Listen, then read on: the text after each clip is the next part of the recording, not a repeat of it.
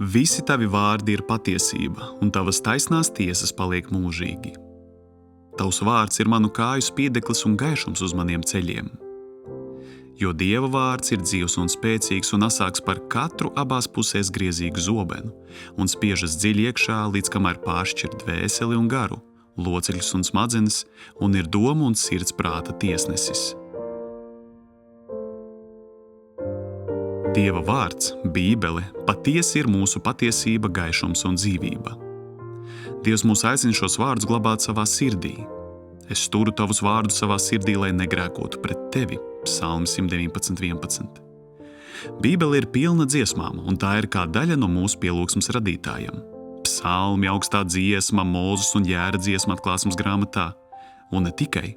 Vecās derības laikā jaunekļi 12 gadu vecumā zināja no galvas visu Toru, proti 5 Mūzes grāmatas. Kādā veidā? To visu nodziedot. Arī visai Izraēla tautai Dievu vārdu izdziedāšana nebija sveša. Visu bauslību tie dziedāja.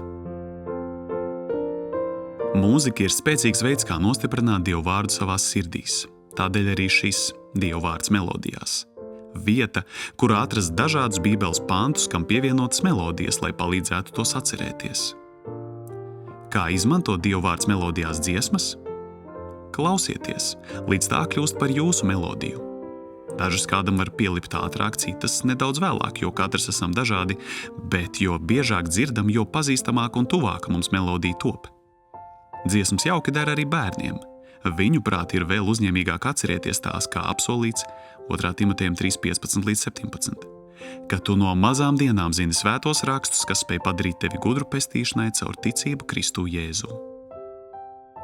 Šajā projektā melodijas ir rakstījuši vairāki Dievu bērni. Visu godu dodam debesu Tēvam, kurš, atbildot uz lūgšanām, ir dāvinājis katru šo melodiju. Slava viņam, mūzikas autoram, par to. Dziesmu teksti ņemti no Bībeles 65. gada revidētā tulkojuma, ja nav norādīts citādi. Jūs varat iegūt arī notes katrai dziesmai rakstot uz e-pastu dvmelodies@gmail.com.